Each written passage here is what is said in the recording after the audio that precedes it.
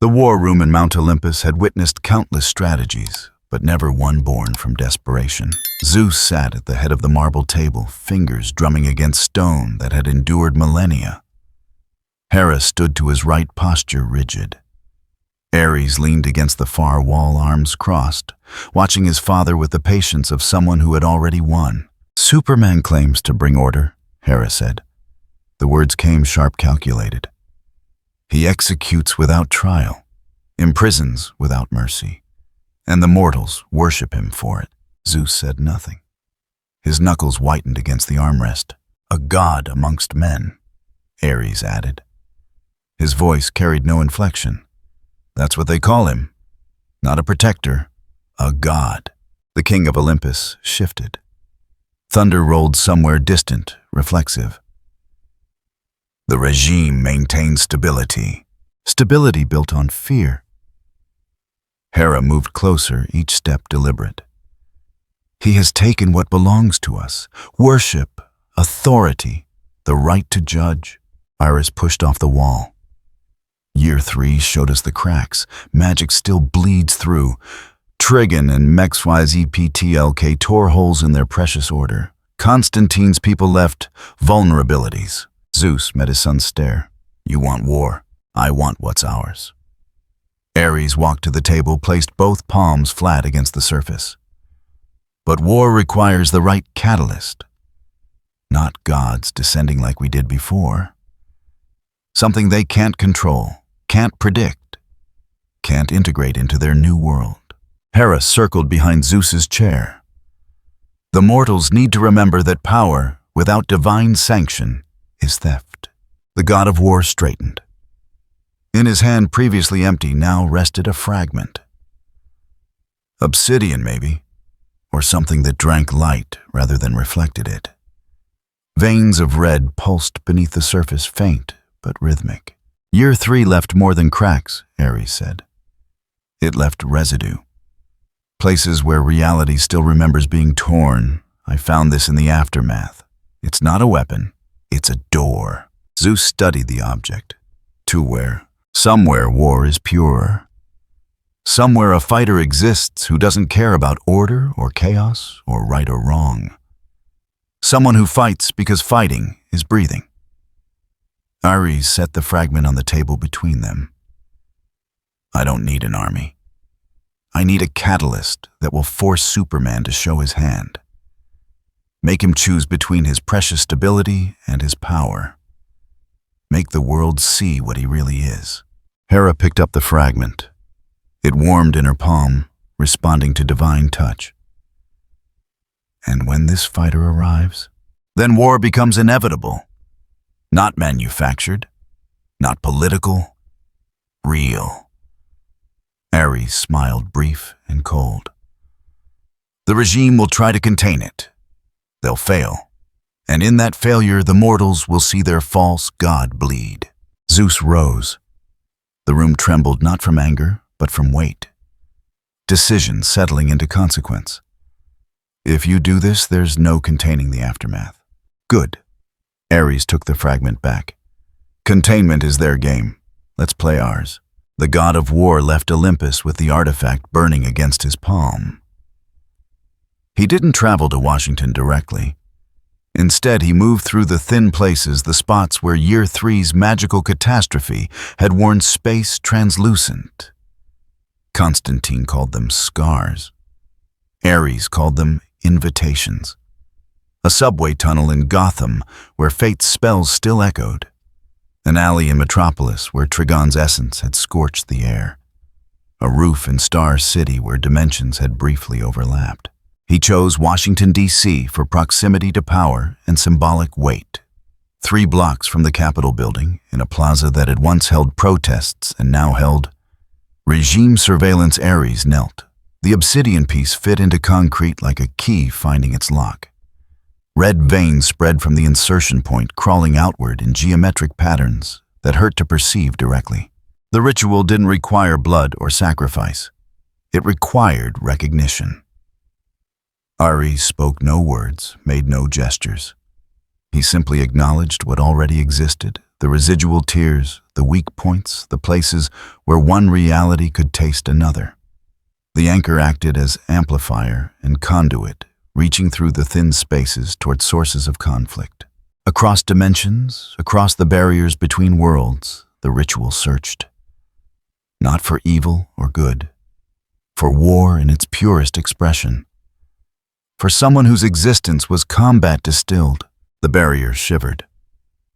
The plaza's air thickened, pressing down like atmospheric pressure before a storm. Regime sensors 3 blocks away registered an anomaly. By the time the alert reached Cyborg's network, it was already too late. The rift opened vertical, a slash in space that bled wrong colors. No explosion, no dramatic thunder. Just a tear, and through it, someone fell. Zaraki Kenpachi hit concrete hard enough to crack it in a 5-foot radius. He landed on his feet, knees bent, one hand, steadying himself. The impact sent pigeons scattering and car alarms wailing. He straightened slowly, taking in his surroundings with the casual assessment of someone who had woken in stranger places. The eye patch covered his right eye, black and unadorned. His captain's haori hung ragged over his shoulders, white and tattered. Bells in his hair chimed softly as he turned his head. The scar down the left side of his face caught afternoon sunlight. He studied the buildings, the streets, the few pedestrians frozen in shock. Then he grinned. "Where am I?" Nobody answered. The civilians closest to the impact were already running, smart. Kenpachi rolled his shoulders, testing. The air here felt different. Thinner somehow, like it didn't want to hold spiritual pressure the way it should. He could work with that. He'd worked with worse. The important question wasn't where. It was whether this place had anyone worth fighting. He took 3 steps forward. Concrete crumbled under his sandals. The crater behind him still smoked faintly, heat radiating from the point of impact. A car nearby had its windows blown out from pressure alone. He glanced at it, mildly interested, then kept walking. Freeze. 6 regime officers appeared from cover positions, weapons raised. Standard loadout energy rifles, body armor marked with Superman's emblem helmets with HUD integration. They formed a semicircle, professional spacing, overlapping fields of fire. Kenpachi stopped, watched them. The grin widened slightly. On the ground now, he tilted his head. The bells chimed. "You in charge here. Final warning, ground hands behind your head." "Yeah, that's not happening." Kenpachi's hand rested on his sword hilt, casual, not threatening yet. Just ready. "So, which one of you knows who's actually strong around here? Because those toys you're holding don't look like they'd make this interesting." The lead officer's finger moved toward the trigger. His HUD flashed amber meta threat, unidentified. Lethal force pending authorization. Training said neutralize the threat. Common sense said this man had fallen from a dimensional tear and cracked reinforced concrete on landing. Protocol 1. The rifle charge capacitors whining. Kenpachi moved, not fast by his standards. Fast enough. The blade cleared its sheath in a smooth draw, angled low. The officer didn't have time to fire. The rifle split in half, barrel separating from stock with surgical precision. Kenpachi continued past him, momentum carrying the swing through a second rifle, a third. Metal shrieked, components scattered. He stopped 5 feet behind their formation blade, resting on his shoulder. The officers turned, staring at their bisected weapons. Not one of them had been cut. Just their equipment, surgical. "Okay," Kenpachi said. "We tried talking. Didn't work. So let's try this, go get whoever's actually in charge and tell them someone's here who wants to meet the strongest person they've got." Yeah. The officers didn't move. Shock, maybe. Or the sudden understanding that they were outmatched in ways their training hadn't covered. Kenpachi sighed. "Fine, I'll wait, but not long." He approached a nearby bench, sat down, and laid his sword across his knees. The bells in his hair settled. He observed, completely relaxed. A man waiting for a bus, not someone who had just disabled 6 armed officers in under 3 seconds. 2 blocks away, Cyborg received the full report. Visual feed showed the crater, the disabled weapons, the man with the bells, and the eye patch sitting on a bench like he owned the city. Brother Eye ran facial recognition and came back empty. No matches in any database. Energy signature unknown. Threat assessment critical. Superman received the alert 17 seconds later. Wonder Woman 30 seconds after that. Flash got the tactical breakdown while running patrol in Central City and changed direction immediately. The regime's response protocols activated with mechanical efficiency contain assess, neutralize if necessary. No hesitation, no debate, just procedure. Kenpachi waited on the bench, eyes closed, listening. The city around him hummed with noise. Traffic voices, the electric buzz of surveillance equipment tracking his every breath. Interesting place. Lots of technology. Lots of fear underneath the surface, hidden, but present. The kind of fear that came from power enforced rather than earned. Someone nearby whispered into a phone. He's just sitting there. I don't know. He destroyed their guns. No, with a sword. I'm serious. Kenpachi cracked his visible eye open. The civilian stumbled back, phone clattering to the pavement. He didn't chase. Not worth the effort. Instead, he stood stretched and scanned the sky. So, he said to no one in particular, how long does it usually take for the strong ones to show up? The plaza emptied. Storefronts locked. Windows shuttered. Regime drones circled overhead, maintaining distance, recording everything. Somewhere in the network, analysts scrambled to make sense of data that refused to fit their models. A man had fallen through a dimensional rift, shrugged off an impossible landing, and now waited with the patience of someone who knew violence would arrive eventually. 3 blocks north, Batman watched the feeds from a commandeered traffic camera. Oracle's voice came through his cowl, tight with concern. No ID, no origin point. Regime's already mobilizing. I see it. Batman zoomed in on the eye patch, the bells, the casual way the man held his blade. Get me everything. Energy readings, behavioral analysis, linguistic patterns. Running it now. Bruce, he disabled 6 officers without injuring them. That's not normal restraint. That's someone playing. Batman's jaw tightened. Superman's en route. 3 minutes out. Wonder Woman right behind him. This is going to escalate. It already has. Batman switched cameras tracking regime troop movements. Pill-enhanced soldiers forming perimeter positions. Cyborg coordinating from the watchtower. Protocols designed for metahuman threats being applied to something they didn't understand. Get the others ready. If this goes wrong, we'll need to move fast. On the bench, Kenpachi yawned. The bells chimed. He looked genuinely bored.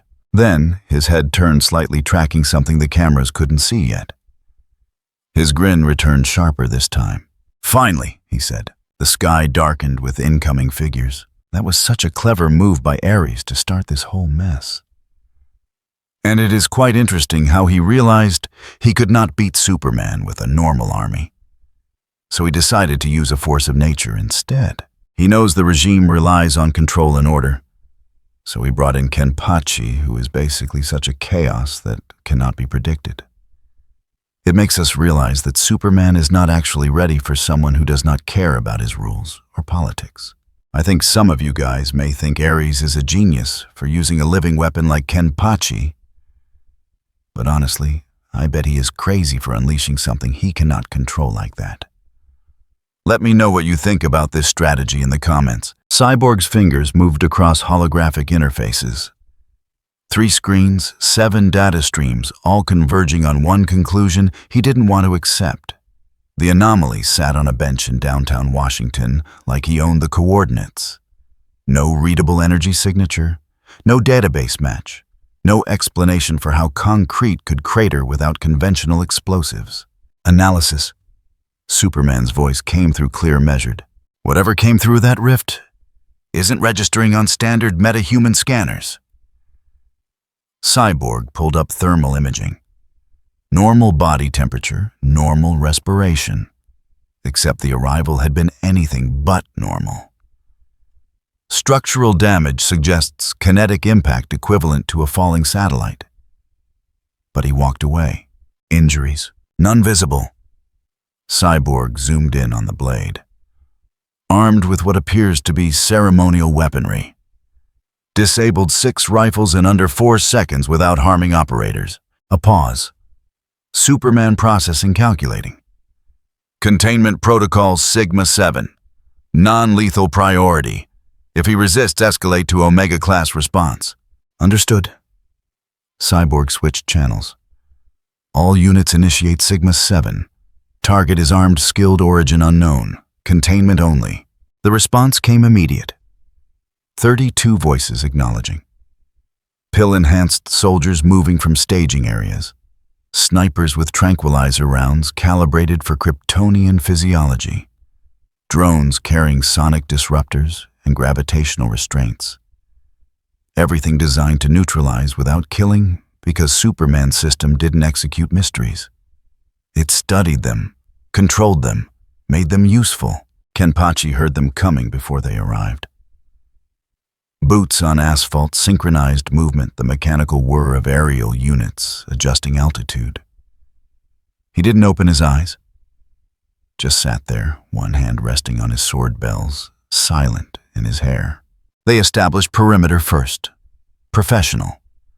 8 soldiers in armored formation at 40 meters, rifles leveled. 4 drones, overhead sensors active. Standard deployment for meta threats. The squad leader stepped forward, helmet speakers amplifying.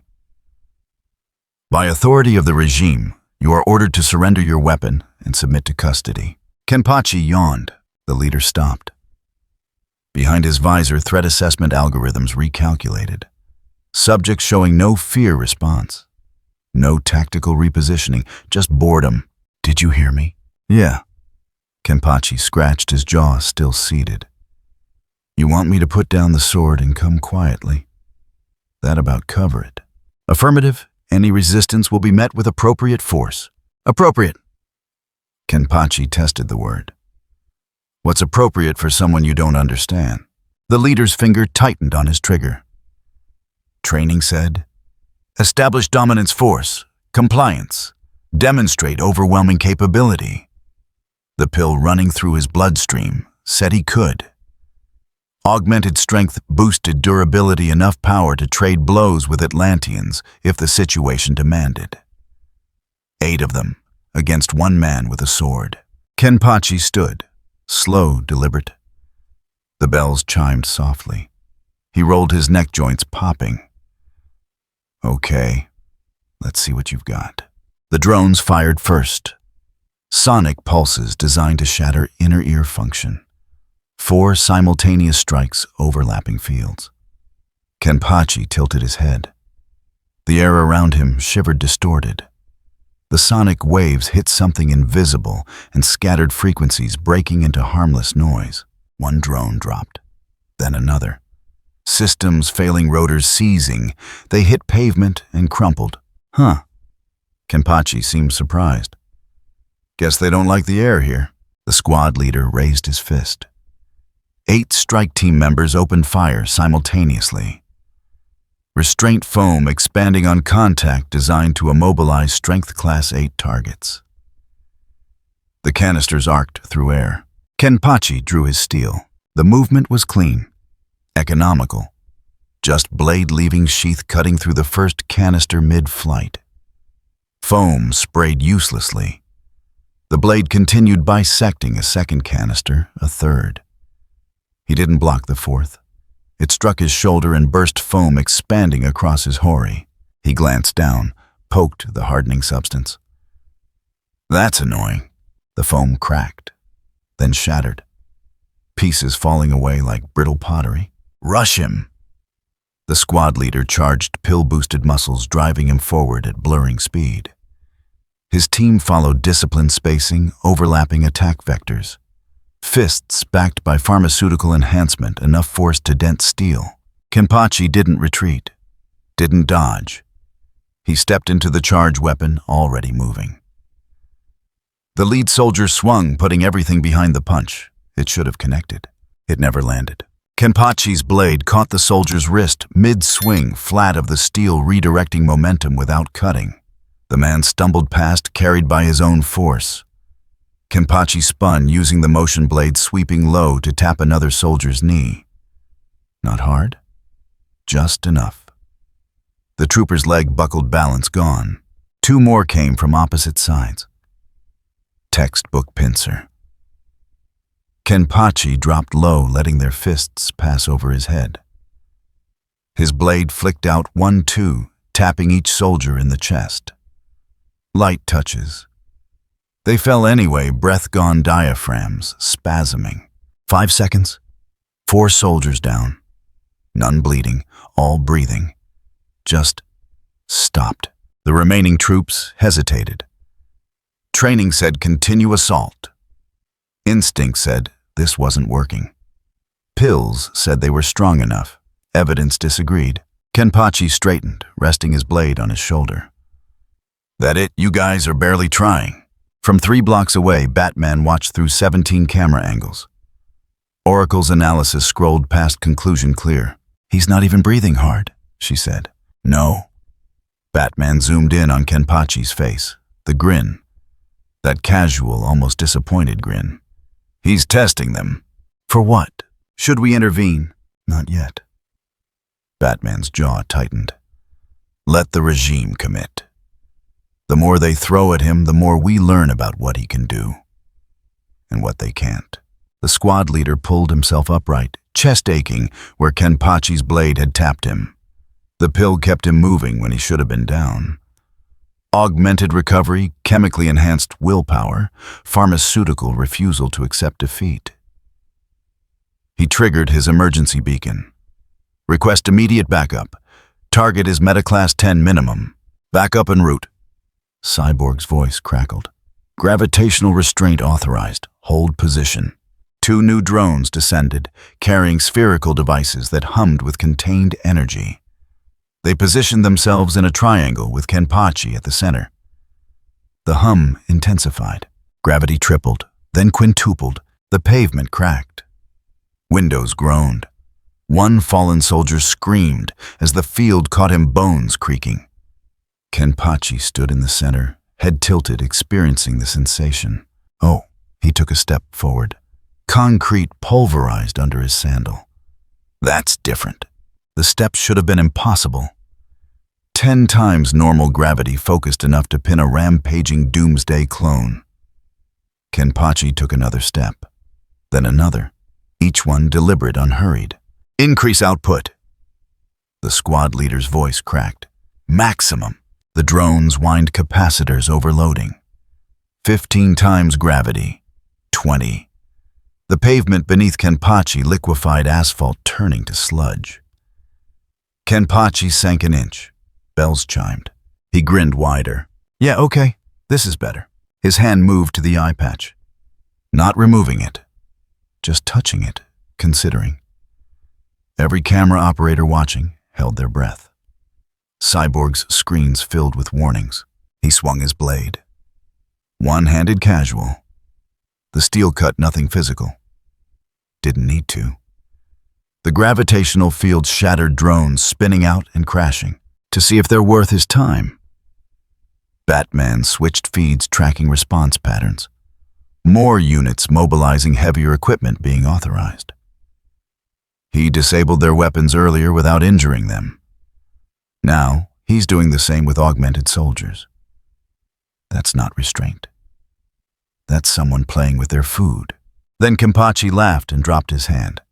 Nah, not yet. You're trying, but you're not there. Silence fell.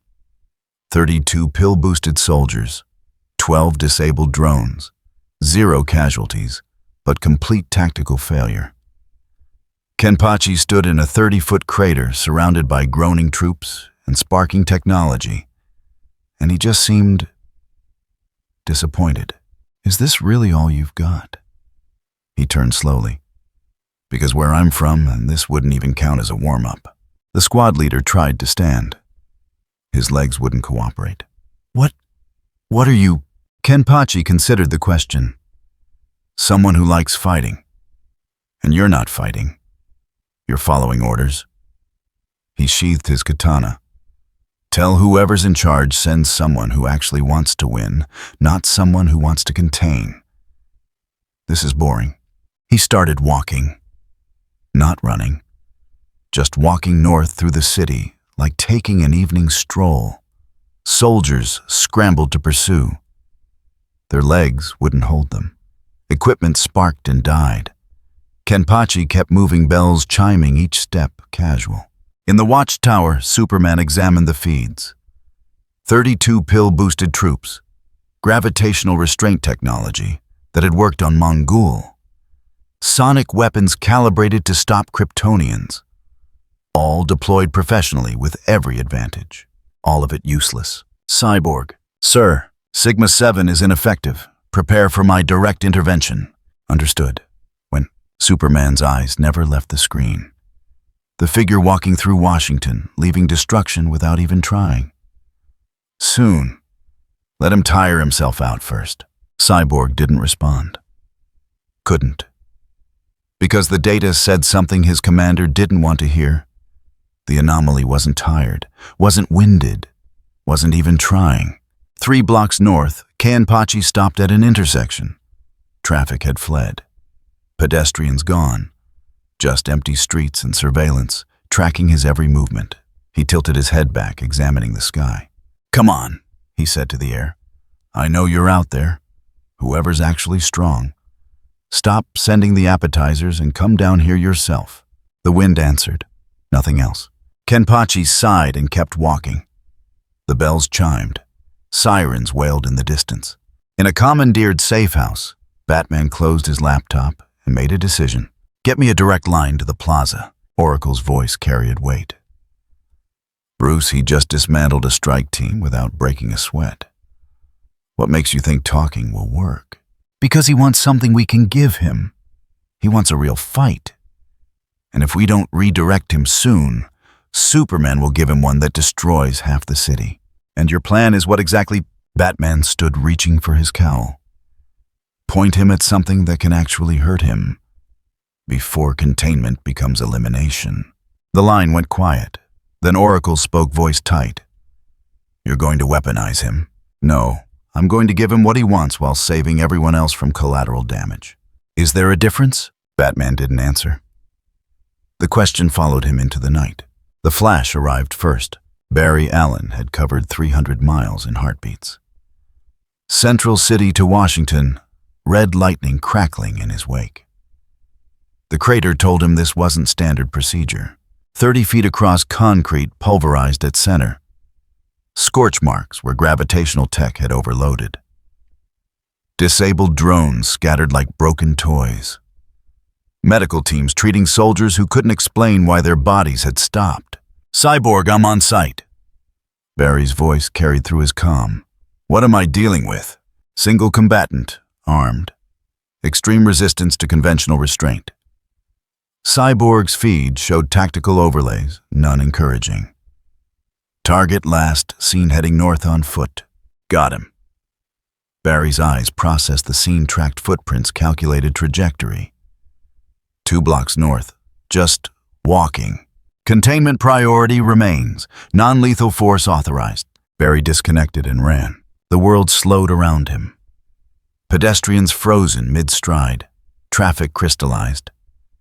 He'd done this 10,000 times. Approach from behind, disarm, secure, assess. Kenpachi stood at an intersection, bells chiming, studying a stoplight. Barry circled him twice. Building velocity, examining angles. The weapon hung loose at his hip, not drawn. Perfect. He could have it before neural impulses reached conscious thought. He moved, fingers extending toward the hilt. Trajectory calculated. His hand closed around. Nothing. Kenpachi had moved. Not fast, just repositioned, like he'd known exactly where Barry would reach. The bells chimed once. Barry overshot, planted his foot, redirected. Kenpachi still hadn't drawn. Still stood there, head tilted, expression widening. "Fast," Kenpachi said. Barry blitzed him again. Low this time, sweeping for legs. Steel-tapped pavement where his shin would have been. Light contact. Barry felt air pressure shift and twisted, avoiding by inches. His suit sparked where the edge passed. He put distance between them, vibrating in place. "You can see me." "Nah." Kenpachi rolled his shoulders. "I can feel where you're going." Impossible. Nobody tracked Speed Force without enhancement. Kenpachi moved. Just a step forward, timed, perfectly intersecting Barry's next vector before Barry had chosen it. The weapon came around, in a lazy arc, flat edge, no killing intent. Barry tried to phase. The strike hit anyway, and suddenly he was airborne, tumbling at speeds that would shatter normal bones. He hit asphalt, rolling suit, absorbing contact. Nothing broken, just thoroughly outplayed. Kenpachi hadn't followed up, just stood there, steel resting on his shoulder, waiting. "Okay," Barry gasped. New plan. Superman arrived like weather. No sonic boom. No dramatic entrance. Just controlled descent boots touching pavement with precision. Red cape settled. The symbol on his chest caught afternoon light. Kenpachi turned. His expression became something sharper. Finally, Clark's eyes swept the scene. Flash on one knee, breathing hard. Disabled strike teams 3 blocks back. Property damage stretching across downtown. And one man with a katana who met his gaze like Christmas morning had arrived early. "I'm going to ask you once." His voice carried no anger, just certainty. "Stand down.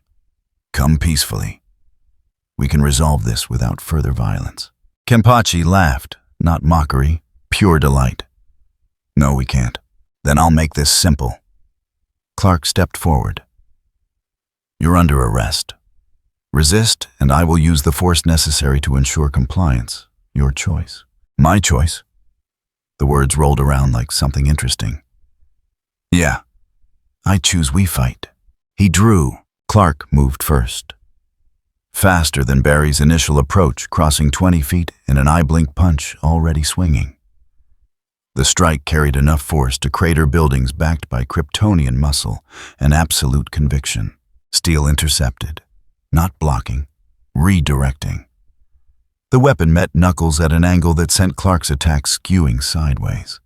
He stumbled, actually stumbled, and his opponent was already pivoting, bringing the katana around in a slash that hummed through air.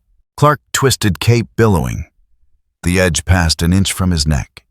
He grabbed for it, reflexes, allowing him to track the path, catch the flat between his palms. His opponent yanked, hard. Clark held.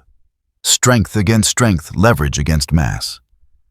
For 3 seconds, neither moved. Then a headbutt rang like a bell. His grip loosened just for an instant, and the weapon tore free, spinning low steel, sweeping toward his knees. He flew straight up, gaining altitude, reassessing. Blood trickled from his nose. From the rooftop, 4 blocks away, Batman's jaw tightened. He made Clark bleed. With a headbutt. Oracle's voice carried disbelief. "Not the weapon? A headbutt." Clark's recalibrating. Multiple angles showed the shift in posture. He came in expecting to end this quickly. Now he knows that won't work. "Should we?" "No, let him commit. We need to see what happens when Superman stops holding back." Clark wiped his nose, examined the red on his fingers. Then his eyes began to glow. Heat vision lanced down. Twin beams calibrated to cut steel, concentrated enough to burn through vault doors. His target moved, not dodging the beams, but reading his line of sight, staying ahead of where heat would strike. Pavement exploded into steam. The target jumped. Straight up, no flight, just leg strength launching him 3 stories. Clark met him there, attack cocked back. The katana came around. His punch connected first. The sound was like a car crash. His opponent shot backward, tumbling through air, crashing through the corner of an office building. Glass and concrete exploded outward. He disappeared into the structure. Clark hovered, waiting. Silence stretched for 5 seconds. Then laughter echoed from inside.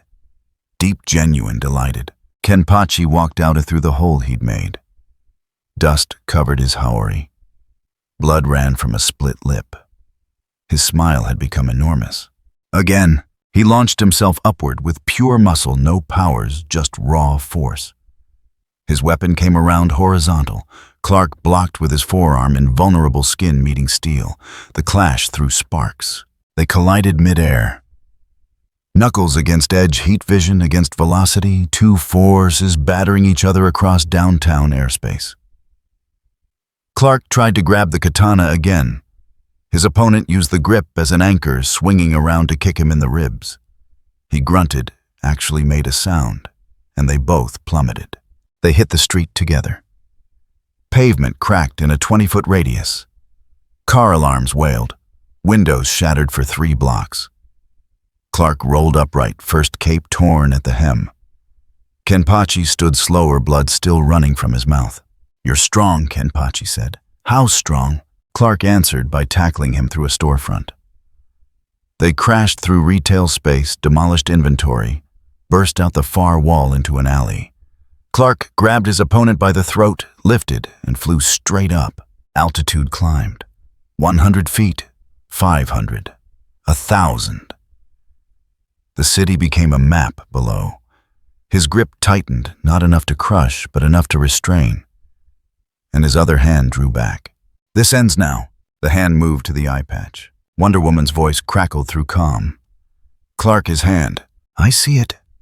He watched the gesture, watched fingers touch black cloth. "Don't." "Or what?" The expression hadn't faded despite the chokehold. "You'll actually try." "I am trying." "No." Fingers curled around the eye patch edge. "You're following rules. I don't." Clark's attack blurred forward. The strike landed clean, snapping his opponent's head, back knuckles hitting jaw with mountain-shattering force.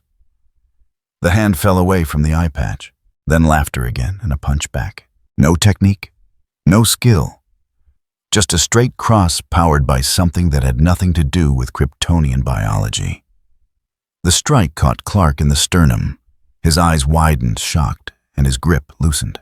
They fell. Separated during descent, tumbling through air currents, neither fully in control. Clark recovered first, arresting his fall hovering. Kenpachi dropped the full 1,000 feet and hit pavement on his feet. The street cratered. He straight, bleeding from 6 cuts, Hari-shredded bells still chiming, still smiling. "Better," he said. Clark descended slowly, touching down 30 feet away. His chest hurt. Actually hurt. Not damaged, his physiology didn't allow that easily. But the strike had registered as pain.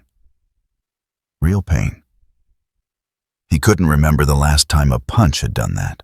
"What are you? Someone who likes a good fight?" The other man rolled his neck. "And you're finally giving me one." From the watchtower, Wonder Woman watched feeds from 17 angles. "He's enjoying this. That's the problem." Cyborg pulled up vital readings, energy signatures, none making sense. Clark's hitting him hard enough to level buildings. He just smiles harder. Then Clark needs to hit harder. Diana's hand moved to her hilt unconscious gesture. He isn't afraid. That makes him dangerous. He's already dangerous. Cyborg zoomed in on the face, the blood, the absolute lack of concern. This is going to escalate. "Good. Diana, we've tried restraint. We've tried containment. This isn't someone who responds to mercy." Her voice carried Amazon steel. "He responds to strength, so show him strength." In the street, Clark made his decision. "Evacuate the area. 6-block radius. Now." Cyborg's protocols kicked in. Alarms blared. Emergency broadcasts. Forces began herding civilians away from what was about to become a battlefield. Kenpachi noticed none of it. His attention locked entirely on Clark. "You clearing the area? Does that mean you're going to stop holding back?" "Yes." "Good." His hand moved to the katana again, not the eye patch, the weapon. Because I'm starting to think you might actually be worth it. He attacked. No warning. No build-up. Just explosive movement closing 30 feet in a heartbeat, steel already swinging. Clark met him, no more restraint, no more measured force, just power against power. They collided. The shock wave shattered every window within 2 blocks. Pavement liquefied under pressure. The sound echoed across the city like thunder. And somewhere in a commandeered safe house, Batman closed his eyes. "He's smiling, Bruce." Oracle's voice was quiet. "I know. That's not good." "No." He opened his eyes, watching 2 impossible forces batter each other. "It's not." On a rooftop across the battlefield, they separated again, both breathing harder, both showing damage. Clark's suit torn at the shoulder, Kenpachi's Haori barely holding together, blood on both. Kenpachi's expression had become genuine, the look of someone who'd found exactly what they were searching for. "Next time," he said loud enough to carry, "don't hold back." Then he turned and walked away. Not ran, not flew. Just walked, bells chiming, leaving Clark standing in the wreckage of 6 city blocks, unable to decide if pursuing would make things better or catastrophically worse. Diana's voice crackled through calm. "Let me go after him." "No." Clark's voice was flat, tired. "Pull back, regroup. We need a new strategy." "The strategy is simple. Overwhelm him." "Diana, he wants us to overwhelm him. That's the problem." He lifted off, surveying the damage. "Every time we escalate, he escalates. We keep playing his game, half the city dies." "Then what do you suggest?" He didn't answer immediately. He watched the figure receding into the distance, still walking completely unconcerned. Finally, "I don't know." The admission hung in the air like smoke. In the safe house, Batman was already moving gathering equipment, making calculations. Oracle spoke carefully. "What are you thinking?" That Superman just learned what I already knew. Batman headed for the exit. You can't control chaos. You can only redirect it. And you're going to redirect him where exactly? His jaw set. Somewhere that can survive him. Before containment becomes elimination, and we lose everything. The city burned behind him. Not literal fire. Just the aftermath of power meeting power. And nobody winning anything, except a guarantee that tomorrow would be worse. Okay, now we have to talk about that fight scene, because it was absolutely peak. The best part was definitely when Kenpachi headbutted Superman and actually made him bleed. It is so funny because Superman is used to people being terrified of him. But Kenpachi is just smiling and having literally like the best time of his life. Batman made a great point that Kenpachi is just playing with his food right now, and that is terrifying. Because from that we understand regime does not know how to handle someone who is just physically stronger than them, without any tricks. So who do you think has the raw strength advantage here? Is it the Man of Steel or the Soul Reaper? The Watchtower's emergency protocols had triggered automatically. 73 cameras disabled. Structural damage across 8 city blocks. Civilian evacuation incomplete. And Superman floating above the wreckage, bleeding from a split lip. Cyborg coordinated damage control that felt increasingly futile. Medical teams en route. Police establishing perimeter. Where is he now? Wonder Woman stood beside the holographic display, arms crossed. Lost visual 6 minutes ago. Cyborg pulled up satellite imagery. He's not hiding, just walking, no pattern. Diana's jaw tightened. Clark. On-screen Superman descended into the ruined plaza. Cape torn, suit scorched. He moved carefully, testing for injuries. "I'm fine." His voice came through flat. Continuing pursuit. "Negative?" Diana leaned toward the display. "Pull back. Regroup. I need to end this before he reaches another populated area." He lifted off, tracking north. "Every minute we wait. Then I'm coming to you. Diana, this isn't negotiable." She turned to Cyborg. "Boom tube, now." Cyborg hesitated. Superman's protocol was clear. "Look at those feeds." Diana gestured at the destruction. "This is already escalated." The boom tube opened. She stepped through without waiting. The portals sealed, leaving Cyborg alone with 73 dead cameras and growing certainty that tomorrow would be worse. Clark found Kenpachi on a span crossing the Potomac. The man stood at center span, hands in his pockets.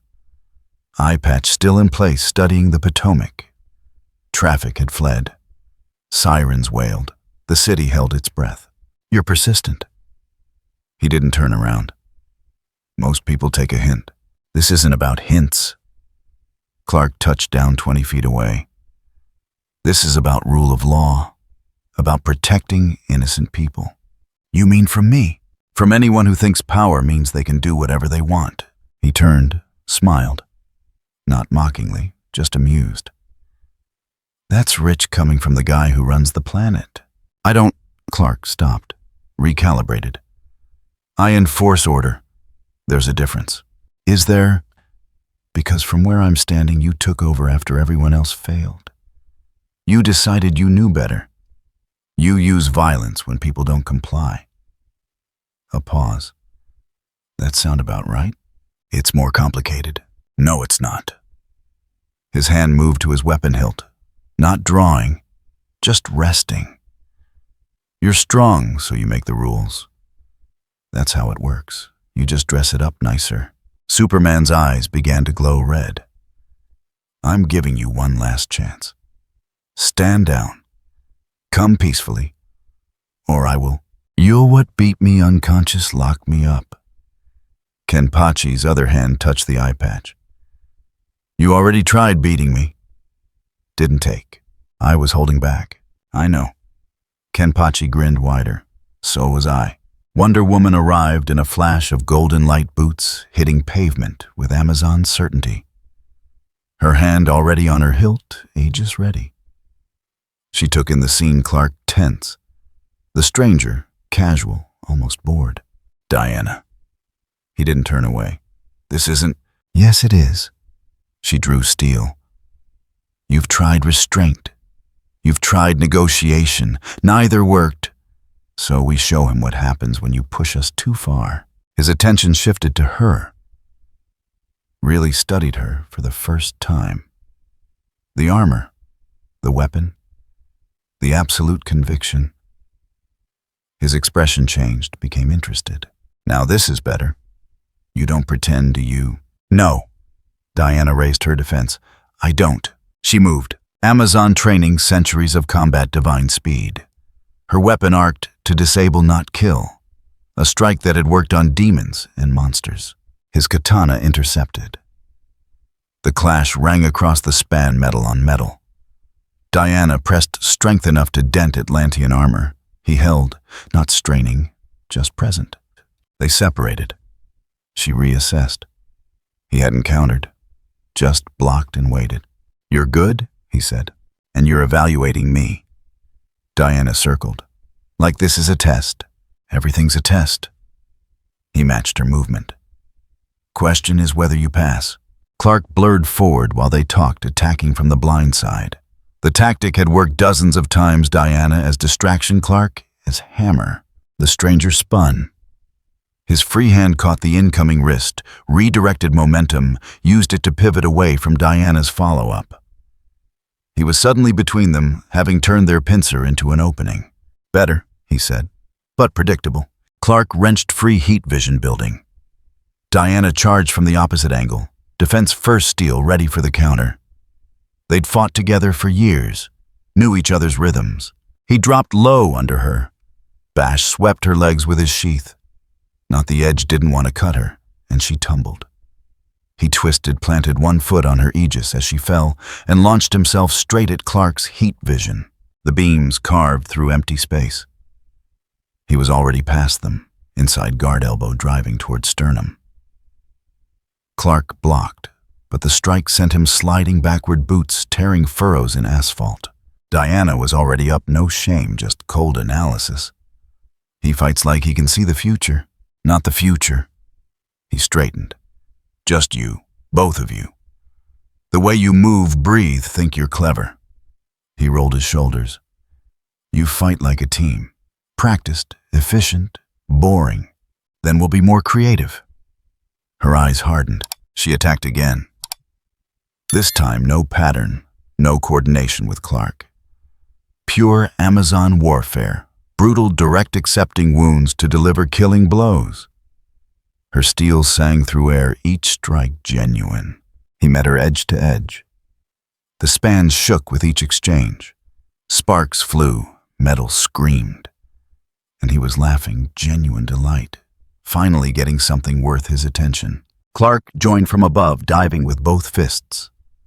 The stranger sensed it rolled away from Diana, and Clark's strike cratered the deck. Rebar erupted. Concrete dust billowed. Through the dust, his hand went to the eye patch. "You know what?" His voice carried clearly. "You two earned this." He pulled it free. The spiritual pressure hit like a tidal wave. Diana staggered, defense coming up instinctively against something she couldn't see, but felt. Like gravity doubled. Like air itself was pushing down. Clark planted his feet in vulnerable body, standing firm, but even he felt it. Weight. Presence. Something vast pressing against reality. He opened his right eye. Much better. He moved, not faster than before, but more. Like every motion carried triple the force, burned with triple intent. His katana came around, and Diana barely got her aegis up in time. The strike rang like a bell, sent her flying backward 30 feet to crash through the railing. Clark caught her mid-fall, arrested momentum, set her down on the far bank. "Diana, I'm fine." She pushed away, already turning back. "But that... what was that?" "Pressure." His eyes narrowed, like he's putting off some kind of field. "It's not a field." Diana shook her head. "It's him. That's just him." On the crossing, he stood in the center of a 20-foot circle where asphalt had cracked in a perfect radius. Not from impact, from proximity. He rotated his neck, testing, like warming up properly for the first time. "Okay," he said, pointing his katana at them. "Round 2. Clark flew straight at him. Full speed, no holding back acceleration that cracked sound barriers. His fist blurred toward the face. The katana deflected it. Just barely. Just enough. Knuckles grazed steel and both felt the shiver through bones. Clark spun with deflection, returned with his other fist. He ducked, weapon sweeping low. It caught Clark's calf, drew red. Not deep. Barely a scratch by Kryptonian standards. But crimson appeared on invulnerable skin, and both froze for a heartbeat. Clark staring down, his opponent staring up. "There we go." Diana hit him from behind while distracted. Her weapon caught his shoulder, tearing Hari, biting into skin. He grunted, actually made a sound, and whirled katana coming fast. She blocked with her aegis. The force sent her skidding. He touched his shoulder, examined his own wound, then the cut on Clark's leg. His smile became enormous. "Both of you can bleed." "Good. That means this is fair." "Fair?" Diana's voice carried disbelief. "You think any of this is fair? Fair means we can hurt each other." He settled into stance, katana raised. "That's all that matters." They rushed him together. Clark from above, heat vision carving air. Diana from ground steel and aegis working in concert. Coordinated assault, no hesitation, no mercy, the kind of attack that had ended wars. He met them in the middle. The structure didn't survive. Steel cables snapped under pressure waves. Support struts bent. The deck cracked lengthwise, separating, and all 3 combatants fell toward the Potomac in a tangle of water and debris and violence. They hit the river, went under, came up fighting. Diana's weapon carved through water like air. Clark's heat vision boiled the Potomac. His katana moved in arcs that sent waves crashing into both banks. Fish died. Boats capsized.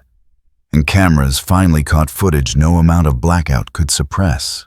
The world watched Superman bleed. In the watchtower, Cyborg's hands stilled. On every screen, the same image, Clark rising from the river, a thin line of red trailing from his calf, mixing with water.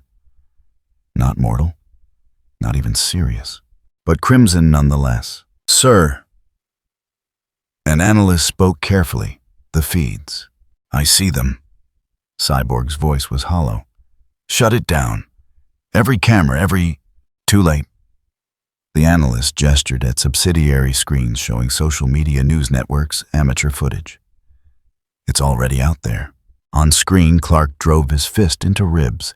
The man tanked it, smiled, and headbutted him again. They tumbled through water, neither gaining advantage, both wounded now, both refusing to yield. Diana surfaced, saw them grappling, and made a decision. She raised her weapon, called upon Amazon's strength, and brought it down toward water with enough force to split the riverbed. The shockwave separated all three fighters, threw them to different banks, left a trench in the Potomac that would take days to fill. He landed on the Virginia side, rolling, coming up on one knee. His Howery was shredded. Crimson ran from a dozen cuts. The eye patch hung forgotten somewhere downstream. And he was laughing. Genuine delighted, the sound of someone having the time of their life. Finally, he stood, stumbled slightly, caught himself. Finally, someone who can take a hit and dish one back. Clark rose on the DC side, water streaming from his suit. The cut on his leg had stopped Kryptonian healing, closing the wound. But the damage was done.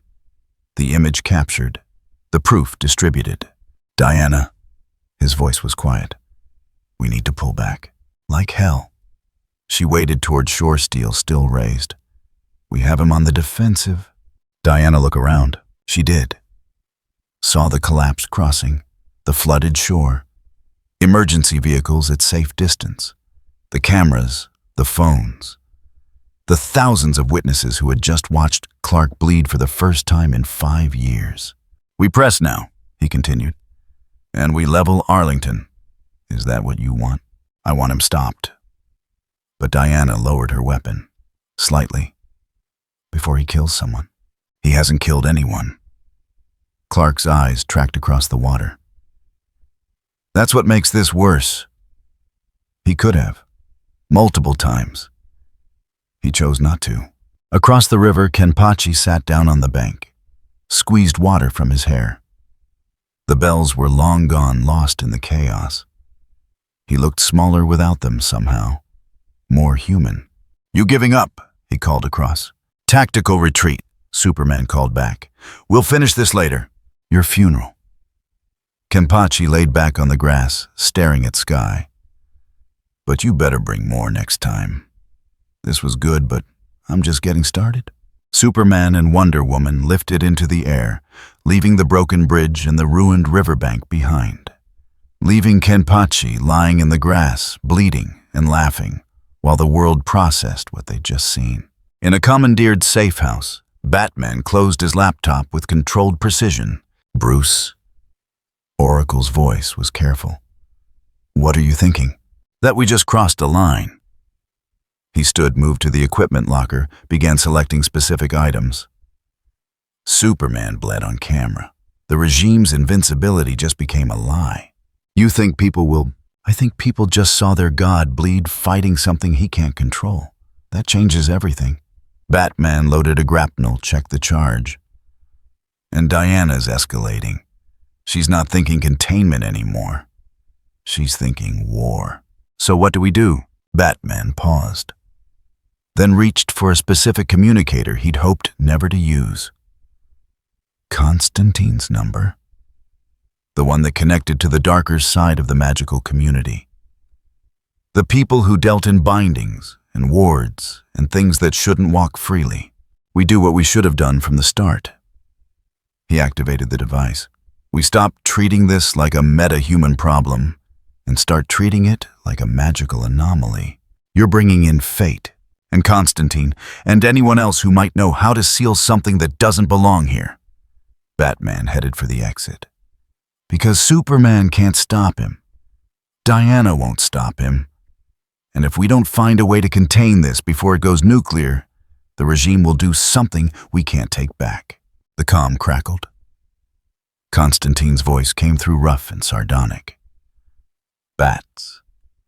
Lovely to hear from you. Let me guess you've got a problem that punching won't solve. Come to the Tower of Fate. Bring your tools. We have work to do. That's serious, eh? Right. Give me an hour. The line went dead. Batman stood in the darkness, listening to distant sirens, and made the calculation he'd been avoiding. How many people would die before this ended, and would stopping Kenpachi cost more lives than letting him walk free? The questions had no good answers. On the Virginia riverbank, Kenpachi finally sat up still, grinning despite the blood. He looked at the broken bridge, the fleeing civilians, the helicopters circling at safe distance. Yeah, he said to no one.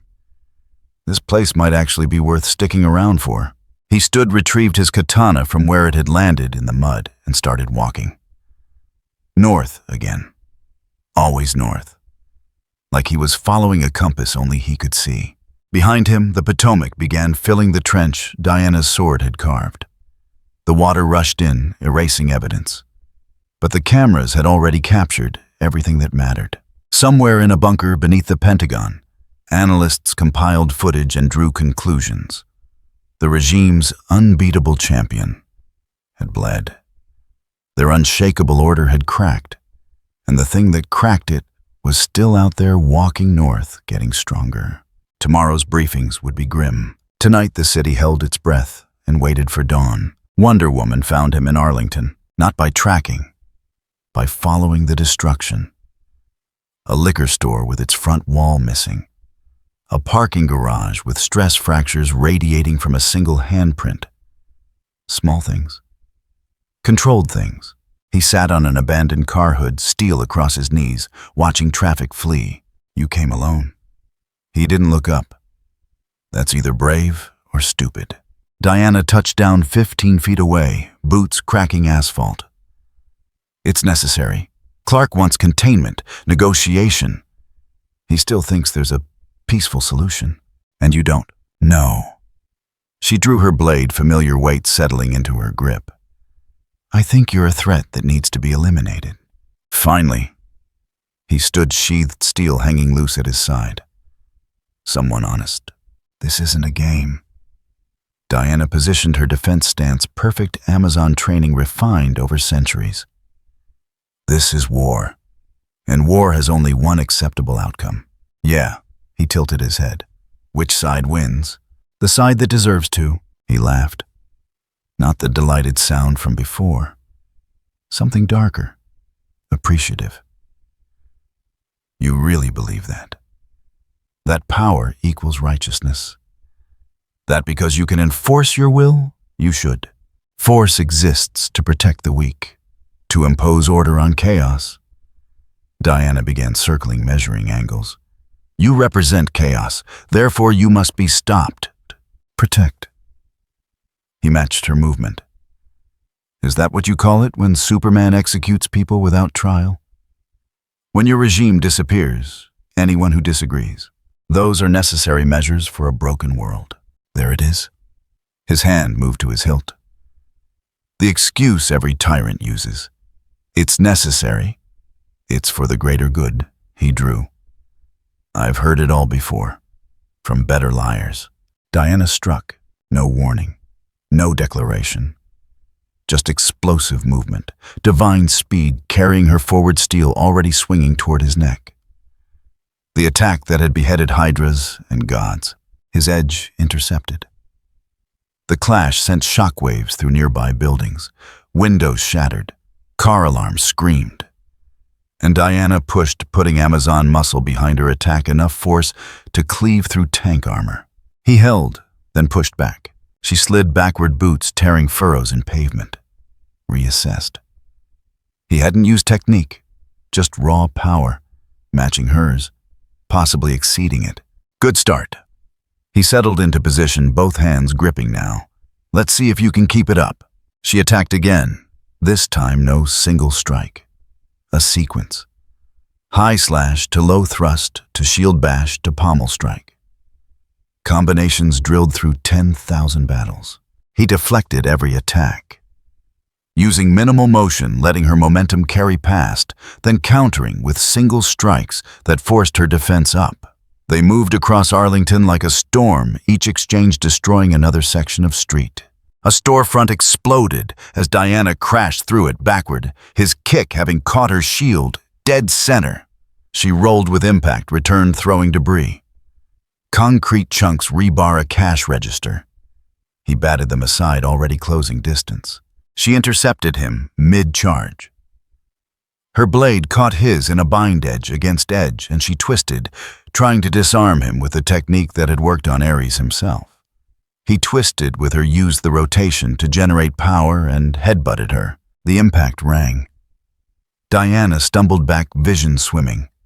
He didn't press the advantage, just stood there, waiting. Why? She shook her head clear. Why aren't you finishing this? Because you're not done yet. He pointed his edge at her. You're still holding back, still thinking tactically, still trying to win smart instead of winning hard. I'm trying to end this with minimal collateral. No, you're trying to prove you're better than me. Stronger, faster, more skilled. His expression became serious. That's not how this works. Then how does it work? You want me stopped, then stop me. Not with tactics, not with tricks. Just you, me, and who wants it more? He shifted his grip. Fight like you mean it, or don't fight at all. Something in Diana's chest twisted. Anger, frustration, and underneath recognition. He wasn't wrong. She'd been fighting to contain, to control, to demonstrate dominance. Regime methodology. Superman's methodology. Not hers. She charged. This time, no technique. No combinations. Just Amazon fury unleashed, every strike meant to kill every defense, willing to trade wounds for openings. Her steel sang through air with killing intent. He answered in kind. His edge moved in arcs that defied prediction. Cutting angles that shouldn't work, each strike carrying enough force to split stone. They clashed again and again, metal screaming pressure waves flattening everything within 50 feet. An office building's facade collapsed as they crashed through it. Diana pinned him against a support column, her blade at his throat. He drove his knee into her ribs, broke the pin, and they both fell through the floor into the parking level below. Concrete dust filled the air. Rebar jutted from broken pillars. And in the wreckage, they found each other again. Diana's lasso whipped out golden rope, snaking toward his arm. He saw it coming, tried to dodge, too late. The lasso wrapped, tightened truth magic, burning through mental defenses. Drop your steel. Diana pulled, testing the rope's hold. He didn't drop it. Didn't even try. Just stood there, lasso tight around his forearm, and met her eyes. Interesting trick. His voice was steady. But truth won't make me weak. Then answer me. Diana pulled harder. Why are you here? What do you want? The lasso flared.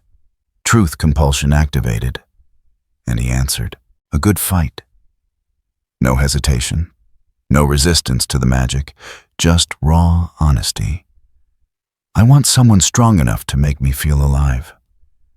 Someone who doesn't break when I push. Someone who pushes back. He grinned. And you're the first person in this world who's come close.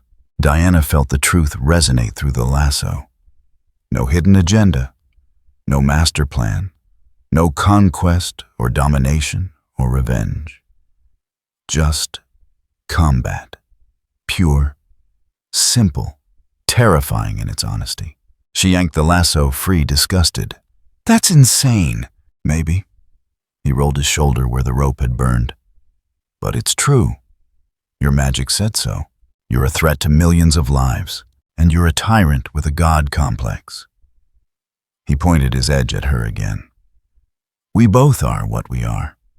Question is whether you're going to keep pretending or start being honest. I am not. Yes, you are.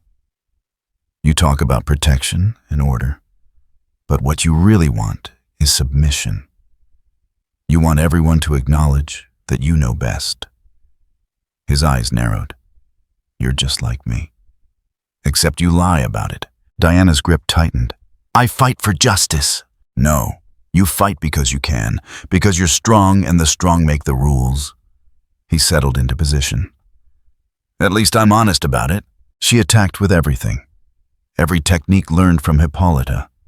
Every skill honed in battles against demons and gods. Every ounce of Amazon heritage poured into pure violence. He answered blow for a blow. His edge became a blur, each strike precise, each parry exactly where it needed to be. They destroyed the parking structure, brought down support columns, sent cars tumbling. Neither gave ground. Diana's blade caught his in another bind. She leveraged her muscle, forced his guard down, drove her knee toward his stomach. He took the hit, grunted, and headbutted her again. She felt her nose break. Tasted crimson. Good. She headbutted him back. Felt his nose give. Saw red stream down his face. Saw him smile. Better. They separated, both wounded, both breathing hard. Diana's ribs ached. Her arm trembled. But she'd never felt more alive. There you go. He wiped vitality from his face. That's what I wanted to see. What? You. Not the soldier, not the enforcer. Just you fighting because you want to win. He lifted his edge. This is what combat should be. Diana realized with cold clarity he was right. She wasn't fighting for justice anymore. Wasn't fighting for the regime, or Superman, or even her principles. She was fighting because he'd challenged her. Because he'd called her a liar. Because for the first time in 5 years, someone had seen through the armor. And it felt good. No. She forced herself back into control. This isn't about want. This is about necessity. Keep telling yourself that. His posture shifted, both hands gripping. But we both know the truth now. His edge began to change. Not physically. Not yet. But Diana felt it. Weight, presence. Something vast stirring behind those eyes. Something restrained finally beginning to wake. What are you doing? Getting serious? His voice carried different quality now, heavier. You wanted me stopped. You wanted war. Fine. Let me show you what that actually means. The air around his steel shimmered. Not heat, not energy, just anticipation. Like reality itself was holding its breath. Diana lifted her defense, every instinct screaming danger. Whatever you're planning, not planning, asking. He examined his edge like seeing it for the first time. Been a while since I needed you properly. Ready? It didn't answer. Didn't need to. Diana could feel the response in her bones. Then Superman crashed through the ceiling. He landed between them, fists clenched, cape billowing. His eyes tracked from Diana's wounds to the stranger's face, to the destruction spreading across 3 city blocks. Diana, stand down. This isn't your fight, Clark. Yes, it is. He turned to the stranger. And it's over. You've proven your point. Now it's time to what? The stranger didn't lower his steel. Submit, accept your authority. Let you lock me up because you're scared. To stop hurting people. Clark's voice carried absolute conviction. To recognize that power doesn't give you the right to cause chaos, and your power gives you the right to impose order. He shook his head. You're no different than me. You just wear better PR. I'm trying to save lives. No, you're trying to control them. He lifted his edge. There's a difference. Clark moved. Faster than before, no holding back, crossing the space in a microsecond. His fist drove toward the chest with planet-shattering force. The steel caught it, not a block, a deflection. Angled perfectly, redirecting that impossible momentum just enough. Clark's punch carved through a support column. The entire structure groaned. Diana! His voice was urgent. Get out! This whole building's coming down. She didn't move. Couldn't. Because she'd seen it. The moment that edge had moved, the precision, the certainty. This wasn't about power anymore. This was about something she didn't understand. The ceiling collapsed. All three went down in a cascade of concrete and steel. They hit bottom. Dust filled everything. Diana pulled herself from the rubble first. Saw Clark emerging 10 feet away, suit torn. Saw the stranger standing in the center, steel still held, not even breathing, hard. And behind him, Arlington burned, not literal fire. Just the aftermath of power meeting power. Emergency vehicles surrounded the area. Helicopters circled. News cameras captured everything. The world was watching. This is what you wanted, right? The stranger gestured at the wreckage. Everyone seeing, everyone knowing. No more secrets, no more control. He pointed his edge at Clark. Your perfect order just became perfect chaos. Clark's jaw tightened. Diana, we need to evacuate. No. She stepped forward, blade ready. We need to finish this. Diana. He's right, Clark. Her voice was cold, clear. We can't control this. We can't contain it. We can only end it. She met the stranger's eyes. One way or another, his expression shifted. Not fear. Recognition. You mean it? You're actually willing to die here, if that's what it takes? He was quiet for a long moment, then nodded. Slowly, with something that might have been respect. Okay, you earned this. His grip shifted. Both hands, proper guard. And Diana felt the weight in the air double. Hey, he spoke to his steel. Time to wake up. It responded, not with light, not with energy, just presence.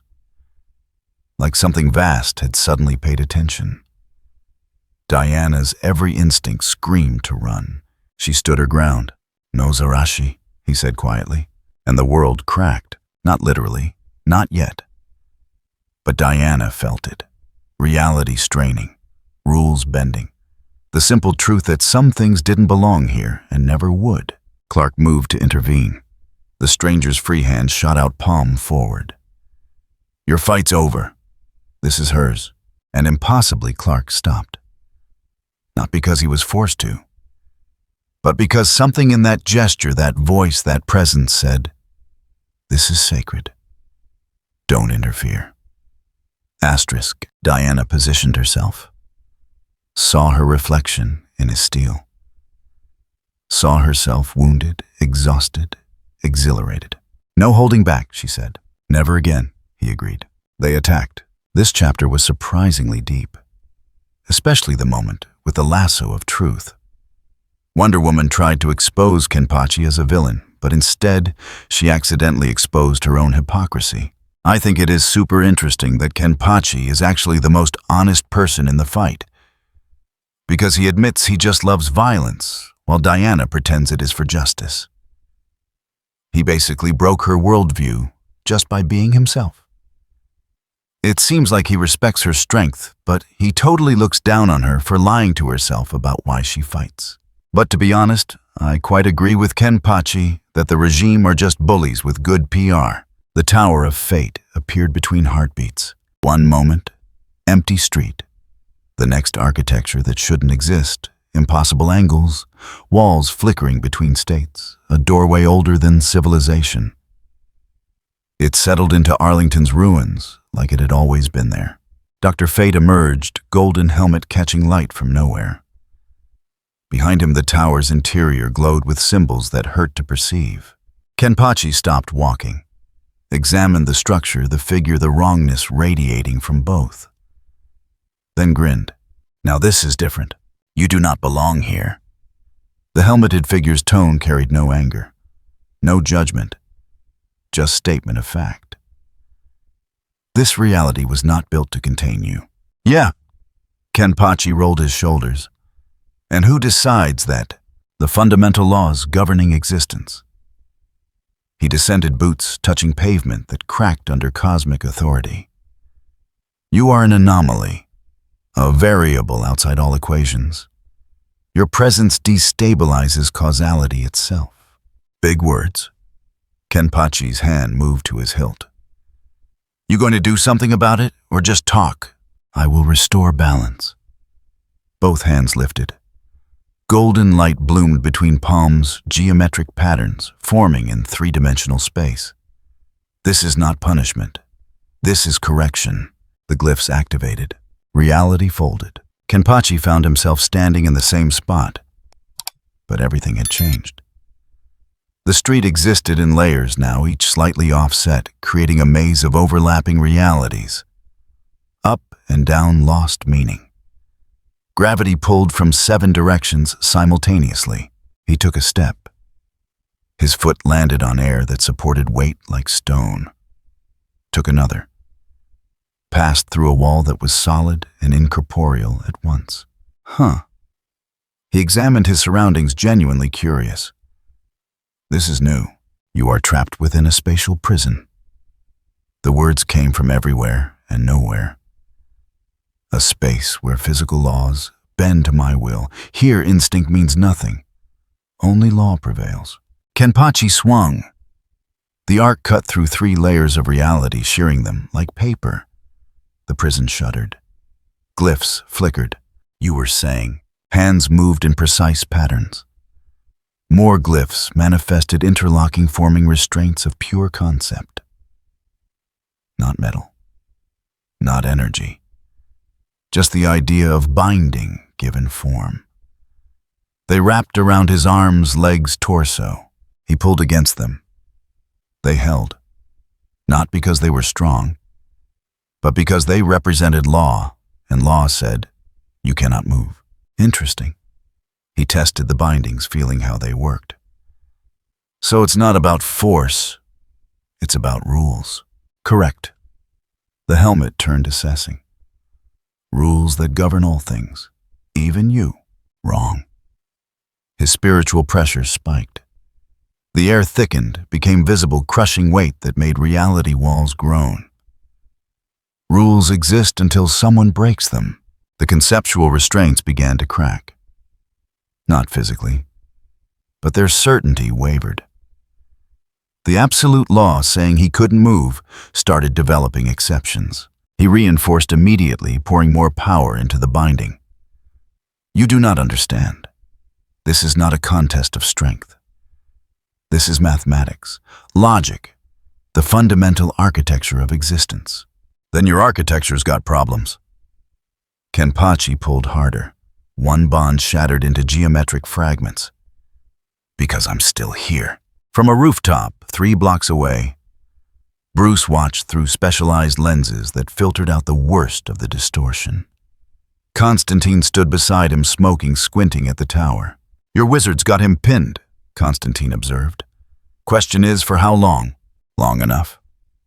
Bruce's tone was tight. We don't need to win. We need to buy time. Time for what the Boy Scout to think of something clever. Constantine took a drag. Because I'll tell you what I'm seeing, a cosmic force being very politely restrained by another cosmic force, and neither giving 2 shits about what we want. He isn't cosmic. He's law. Yeah, well, law's having a rough day. Constantine gestured at the tower, where reality rippled like water. Your anomaly's breaking nature by existing too hard. That's not something you contain. That's something you redirect. Redirect where? Constantine's expression became grim. Somewhere that can handle it. Or nowhere at all. Inside the prison, Kenpachi had broken 3 more bonds. The sorcerer generated new ones faster than they shattered, creating a stalemate of will against concept. You persist, came the reply, but you cannot win. Every moment you struggle, I learn your patterns. Adapt, evolve the binding. Good. Kenpachi's expression widened. Means you're actually trying. He stopped pulling. Instead, he pushed spiritual pressure outward in all directions simultaneously. Not trying to break free, trying to fill the space. The prison began to overflow. The helmeted figure felt it immediately. The cage was designed for containment, not expansion. And Kenpachi wasn't trying to escape. He was trying to burst the container from inside. Clever. Tactics shifted. The cage collapsed inward instead, compressing, reducing volume, forcing Kenpachi into an ever-shrinking space. But ultimately futile. Kenpachi laughed. Actually laughed even as reality squeezed around him like a fist. You really don't get it, do you? I understand perfectly. You are strong. Perhaps the strongest physical force this world has encountered. But strength alone cannot overcome. Not strength. Kenpachi's eyes met the helmet through layers of reality walls. Will. I'm not here because I'm strong. I'm here because I want to be. And nothing you do changes that. The pressure spiked again. This time something fundamental cracked. Not the cage, not the bonds, but the certainty underlying them. The absolute conviction that law could contain chaos. That rule superseded intention. The crack propagated through cosmic calculations. Structure itself developed a flaw. He reinforced immediately, drawing on the tower's power on millennia of accumulated authority. The cage stabilized. The bonds held. But the flaw remained growing slowly, inevitably. You see it now, Kenpachi said quietly. You can hold me, maybe even for a long time. But you can't change what I am, and what I am doesn't fit in your boxes. Clark's transmission crackled through Bruce's comm. Bruce, what's his status? Holding. He tracked the tower's fluctuations. For now. For how long? He didn't answer immediately. Watched Kenpachi test the bindings methodically, learning them, understanding them, with the patience of someone who had eternity. Unknown. But he's not trying to escape anymore. Then what's he doing? Learning. Bruce's jaw tightened. He's letting the containment hold so he can figure out how it works. Static. Then Clark's tone colder. Pull him out. Now! Negative. This is buying us time we need. Bruce, Clark, listen to me. This is the only thing keeping him in one place.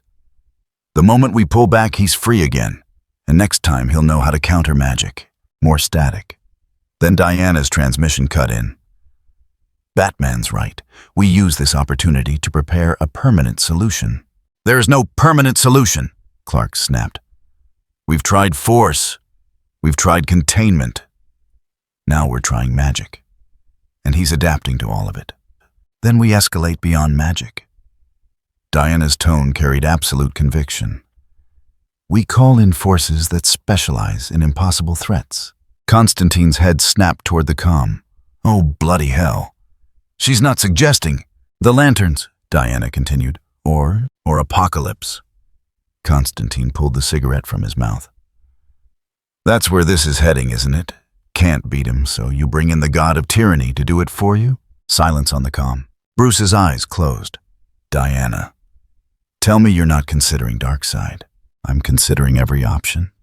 Her words were steel, including ones we'd normally never touch. That's insane. No, that's pragmatic. We tried your way, Bruce. Redirect, contain, study, and all it's done is give him time to get stronger. A pause. At some point, we have to accept that this isn't a problem we can solve with half measures.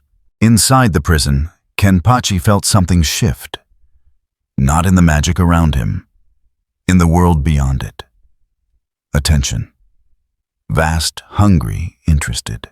He stopped testing the bonds, tilted his head, listening to something fate couldn't hear. Someone's watching, he said. The helmet turned sharply. What? Out there. Kenpachi gestured vaguely at the reality walls. Something big, paying attention. His expression returned. And it's not from around here, is it? Fate extended his senses beyond the cage. Felt it immediately. A presence at the edge of Earth's planar boundary. Something that had noticed the magical flare, the reality distortions, the struggle between law and chaos. Something from Apocalypse. No. The closest thing to alarm he'd shown. They cannot be involved. This world cannot survive that escalation. Too late. Kenpachi's expression became genuinely excited. Whatever it is, it's already interested. And from the feel of it, he tested the bonds one more time, found them just slightly looser than before. It's strong. Fate made a decision. The prison dissolved. The bonds vanished. And Kenpachi stood free on Arlington Street, directly in front of the tower. You're letting me go. Kenpachi seemed almost disappointed. I am preventing a greater catastrophe. Hands moved, sealing the tower, closing the doorway. My purpose is to maintain structure, and structure cannot survive if I draw the attention of Apocalypse through prolonged, planar combat. So you're running. I am choosing battles. He began to fade the tower with him. You are chaos, but you are Earth's chaos. Manageable eventually. Dark side is annihilation given form. That distinction matters. The tower vanished. Fate with it. Leaving Kenpachi standing in the street surrounded by planar aftershocks and fading glow of discorporated magic. He examined the space where the tower had been. Then the sky where something beyond human perception watched. Dark side, he said, testing the name, liking how it sounded. Okay, let's see if you're worth the hype. Bruce's comm exploded with transmissions. Clark demanding answers. Diana pushing for decisive action. Cyborg reporting planar breaches across the globe. And underneath it all, Constantine's weary sigh. We're in it now, the magician muttered. Something out there noticed. And when Apocalypse notices, they don't just watch. Bruce stood gathering his equipment. How long do we have? Till what? Till they send scouts, till they send armies, till Darkseid himself decides Earth's worth conquering. Constantine crushed out his cigarette. Could be days, could be hours. Point is, your anomaly just became the least of your problems. He's still a problem. No, mate, he's a symptom. The real problem is what we're about to do to stop him. Constantine headed for the exit. And from where I'm standing, that cure's looking a lot worse than the disease. He didn't follow immediately. Stood there watching Kenpachi through distant cameras, seeing the man examine the space where fate had been with the focus of someone memorizing every detail. Oracle's transmission came through quiet. Bruce, tell me we're not actually considering calling Apocalypse. We're not, but Diana is. And Clark's desperate enough to listen. Then stop them. I can't, not without an alternative, and I don't have one. There has to be something. There isn't. The most powerful magical force on Earth can contain him temporarily, but can't eliminate him. Can't even hold him long-term without risking planar collapse. A pause. We're out of options, Barbara. All that's left is choosing which catastrophe we prefer. The line went quiet. Then Oracle spoke tone-tight. What about just letting him go? What? He hasn't killed anyone. He's only fighting people who attack him. What if we just stopped attacking? He considered it. Really considered it. Then shook his head. Diana won't allow it. The regime can't allow it. Admitting they can't stop a single threat undermines everything they've built. So they'd rather destroy the world than admit weakness. Yes, silence. Then God help us all. In the street, Kenpachi picked a direction. North again. Always north, like following a lodestone only he could sense. He walked past emergency vehicles, past news cameras, past the shocked faces of people who just watched magic fail where force had. And somewhere beyond Earth's atmosphere, beyond the planar barriers that separated one reality from another, something ancient and terrible turned its attention toward the planet. Darkseid had noticed. And when Darkseid noticed, empires fell. The boom tube opened above Washington without ceremony. No warning, no build-up. Just a tear in space vomiting parademons into Earth's sky. Hundreds of them, winged monstrosities shrieking in frequencies that shattered glass for miles. They descended like locusts, claws extended. Kenpachi stopped, looked up, watched them come, then smiled. Finally, he launched himself upward. No flight, just leg strength driving him 3 stories high. His first swing bisected 4 parademons mid-screech. The second took 7. By the third, they'd noticed him swarming, trying to overwhelm through numbers. Wrong approach. His blade became a blur. Parademons fell like rain bodies hitting pavement. He moved through them like wind through wheat, each cut precise, each kill effortless. They kept coming. He kept cutting. And somewhere beyond the rift, something watched. In the watchtower, alarms screamed. Cyborg's screens filled with contact signatures, threat assessments, tactical overlays, all pointing to the same impossible conclusion. Apocalypse. Hollow. They're actually here. Clark materialized beside him, cape billowing. How many? Initial wave 400 parademons. More coming through. Cyborg pulled up satellite feeds, showing the gateway expanding. And something else. Something big. He stopped. Recalibrated. That can't be right. What? Darkseid. He's coming through personally. Diana appeared in golden light, already armed. Then we meet him. With what? Cyborg gestured at the screens. We barely survived the last time. He's going to see our division, our weakness. He's going to see strength. Clark's jaw set. We stopped him before. We'll stop him again. You're not hearing me. He's not here for conquest. Look at the deployment pattern. He's targeting. Him. Diana pointed at the main screen where Kenpachi carved through parademons with methodical efficiency. Darkseid's targeting the anomaly. Clark's eyes narrowed. Then we use that. Coordinate with? No. A new transmission cut through. Batman encrypted location masked. You don't coordinate with either of them. You get civilians clear and stay out of the way. Go on. Bruce? I mean it, Clark. This isn't your fight anymore. The gateway stretched wider. Something emerged, not Darkseid's full form. That would crack reality just by existing. Instead, a projection. An avatar carrying enough power to level continents compressed into humanoid shape. Gray skin radiating malice eyes, burning red with ancient hunger. The projection descended slowly, deliberately, ignoring the parademons, ignoring scrambling military forces. Attention locked entirely on the man standing in a circle of alien corpses. Kenpachi looked up, met those burning eyes. Expression became pure joy. Now we're talking. The manifestation landed 50 feet away, impact cratering the street. Parademons scattered, fleeing their master's presence. Silence fell across the battlefield. You are the anomaly. Not a question. Statement of fact, words resonating with cosmic authority. The variable that does not belong. Heard that before? Kenpachi rested his blade on his shoulder.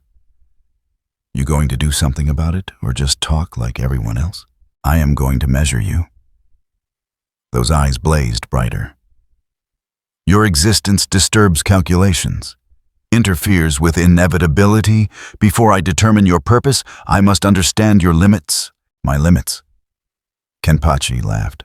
Yeah, good luck with that. I do not require luck. One hand lifted.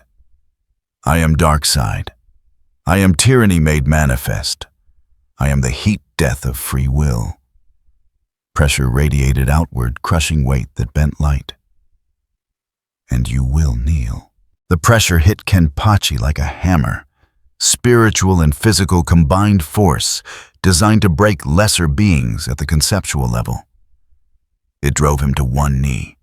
Pavement cracked beneath him. For 3 seconds he stayed down. Then he started laughing. That's it. He pushed it against the pressure muscles, straining. That's your best intimidation. No, that was my greeting. Darkseid moved, faster than something that size should move, fist driving toward Kenpachi's face with moon-shattering force. Kenpachi's weapon came up deflecting, redirecting, but the impact still sent him tumbling backward through a building. He burst out the far side cut above his eye, grinning wider than before. Good again. They clashed. Each exchange leveled city blocks. Each strike sent shockwaves, triggering earthquakes 3 states away. The projection fought with precision, born of conquering 10,000 worlds. Kenpachi fought with instinct honed across a lifetime of seeking death. Clark arrived in a blur. "Stand down, both of you." Neither acknowledged him. Darkseid's fist caught Kenpachi in the ribs. Bones cracked, crimson sprayed.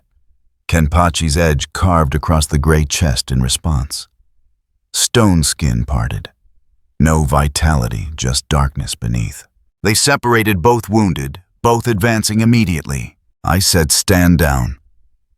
Clark positioned himself between them, hands up. "Darkseid, this world is under my protection. You have no."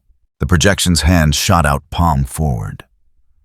Clark found himself frozen mid-air, held by invisible force that bypassed Kryptonian invulnerability to grip him at the conceptual level. "You are not relevant to this equation." Attention never left Kenpachi. "Withdraw." Clark strained against the binding. Couldn't break it. Couldn't even move. For the first time in years, Superman was completely powerless, and neither combatant cared. Diana descended, lasso ready. "Release him." "No." The backhand came without looking. Amazon durability saved her life, but couldn't prevent the impact from sending her through 3 buildings. She didn't get back up immediately. Kenpachi and Darkseid resumed their exchange. Weapon met stone. Pressure met will. And Washington became their arena. In the Batcave. Bruce watched feeds from 17 angles each, showing the same nightmare. 2 forces that shouldn't exist battering each other, while the world's most powerful heroes stood useless on the sidelines.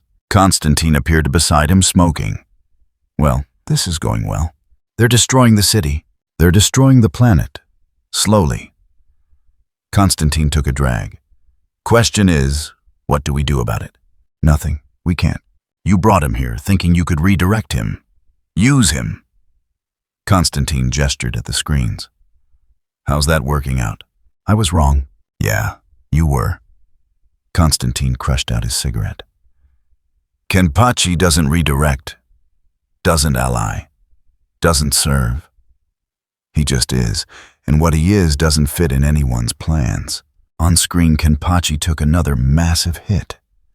Vitality ran freely from a dozen wounds. He should have fallen, should have broken.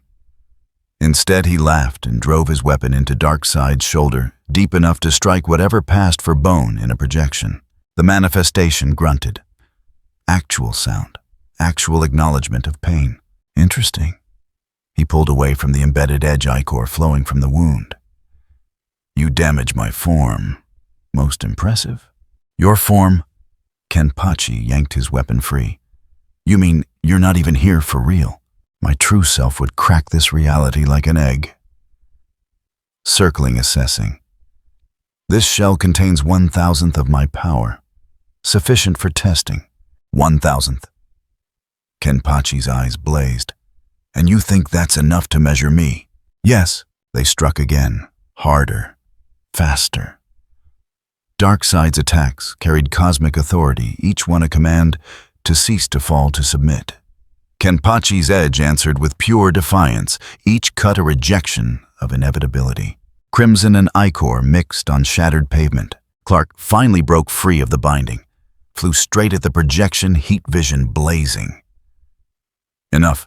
It caught him one-handed, squeezed. Superman's invulnerable body compressed under pressure that should have been impossible. "You persist in relevance you do not possess." Darkseid studied Clark like an insect. "Your strength is planetary. This conflict is universal. Accept your scale." He threw Clark, not violently, just away, like discarding something no longer useful. Superman tumbled through the air, regained control 3 miles out. And for the first time in years, couldn't decide if returning would help or make things worse.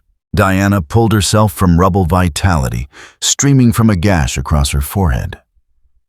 She saw Clark hovering in the distance, saw the projection, and Kenpachi locked in combat, rapidly escalating toward extinction level, and made a choice.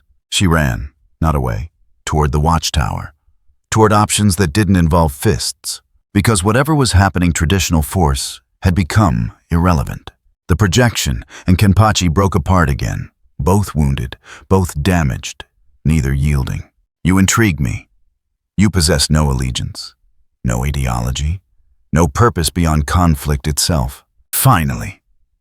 Kenpachi rolled his shoulders, testing damaged ribs. Someone who gets it. You are not chaos. Chaos serves entropy. You are not order. Order serves structure. Eyes narrowed. You are conflict given form. War as identity, violence as philosophy. If you say so. Kenpachi settled into position. You done talking, or are we getting serious? This was serious. The projection began to glow, power building toward critical threshold. What comes next determines whether you live or die. Good. Darkseid unleashed Omega pressure.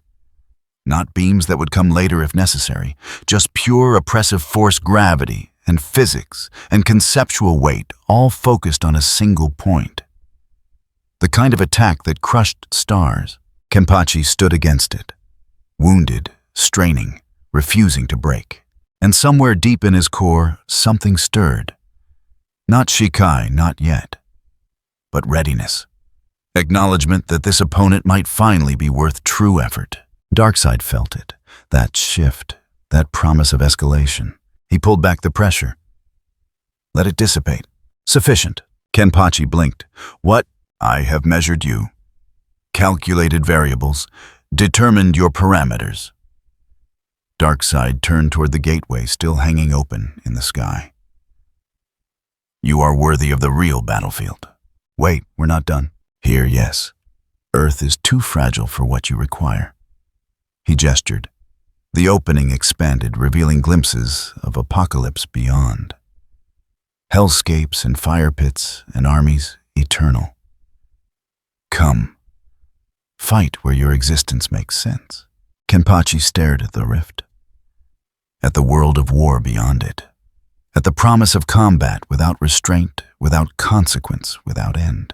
His expression became enormous. Hell yes. He walked toward the gateway. Didn't run, didn't hesitate.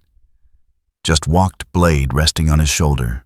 Vitality dripping from uncounted wounds, heading toward a war that would never stop. Darkseid watched him approach. You understand you may not return. Don't care. You understand this is likely a trap. Hope so. You understand I offer nothing but violence. Kenpachi stopped at the threshold, looked back at Earth one last time. Saw Clark hovering in the distance, powerless. Saw Diana climbing rubble, injured. Saw a world that had tried to cage him, control him, judge him. Yeah, he said. That's why I'm going. He stepped through. Darkseid followed. The opening collapsed, and Kenpachi Zaraki left Earth behind, heading toward apocalypse, toward Darkseid's true form, toward war without end or meaning. Exactly where he belonged. Clark descended slowly to the ruined street, staring at the space where the rift had been. Diana joined him, limping, shield cracked. He's gone, she said quietly. Yes, we should what chase him to apocalypse against Darkseid's full power? We couldn't handle his projection. His real form would annihilate us. Then we just let him go.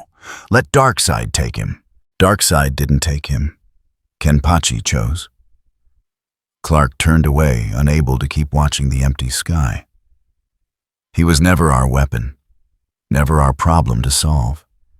He was just himself, and himself doesn't belong here.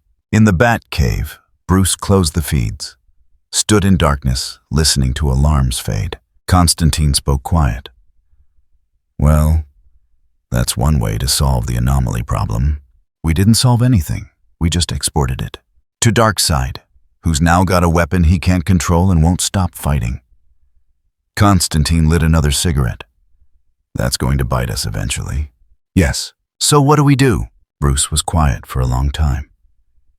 Then, we prepare. For when Apocalypse finishes testing him. For when Darkseid decides he's seen enough. For when whatever comes next makes today look like a warm-up. Cheerful? Realistic. Bruce pulled up new files, new contingencies, new desperate plans. Because if Kenpachi survives Apocalypse, if he comes back changed stronger with nothing left to prove, he didn't finish. Didn't need to. They both understood the real war hadn't started yet. It was just waiting. Apocalypse smelled like burning metal and ancient hatred. Kenpachi stepped onto ground that pulsed beneath his feet, alive, in ways Earth had never been. The sky burned red without sun or stars, just eternal fire reflected off atmosphere thick enough to taste. Gravity pulled wrong, heavier meaner, designed to break things that didn't belong. He grinned wider. Now this is right. Around him, the landscape stretched toward infinity. Fire pits, slave camps, armies drilling in formations that went on for miles. And everywhere combat. A world where war wasn't policy, it was physics. Darkseid stood on a platform of fused stone true form, massive beyond reason, each movement bending space. Not the projection Earth had seen. The real thing. Power enough to crack galaxies compressed into flesh that rejected the very concept of weakness. Welcome to the only battlefield worthy of what you are. Kenpachi rolled his shoulders, testing the pressure. It would have crushed most beings into paste. He just smiled and started walking forward. Parademons noticed. Hundreds of them drawn by the scent of something that didn't fear. They descended like locusts, claws extended shrieking challenges. Kenpachi swung once. The arc bisected 40 of them. Clean, precise. Their bodies hit ground in pieces. He kept walking. More came. Elite guards this time wielding Apocalypse technology energy armaments, calibrated to kill new gods. They surrounded him, coordinated, professional. He cut through them like grass. Not fast, not flashy, just inevitable. Each swing ended something. Each step left corpses. By the time he reached the platform's base, 300 of Apocalypse's finest lay dead behind him. Darkseid watched without expression. My armies do not impress you. Your armies are weak. Kenpachi looked up at the massive form. You impress me. Let's see if you can keep it up. Then climb. Kenpachi jumped. No flight. Just muscle and will driving him 50 feet up in a single bound. He landed on the platform, boots cracking stone already moving. They met in the center. Darkseid's fist came down like judgment. Kenpachi's edge came up like defiance. The collision sent shockwaves across Apocalypse, shattering windows in slave barracks miles away, toppling monuments to conquest, cracking the very bedrock. They separated, circled. You have not released your steel, Darkseid observed. Don't need to yet. Pride. Respect. Kenpachi adjusted his grip. You earned a real fight. I'm giving you one. Darkseid's eyes blazed. Then let us begin properly. He moved, not like the projection. Faster, harder.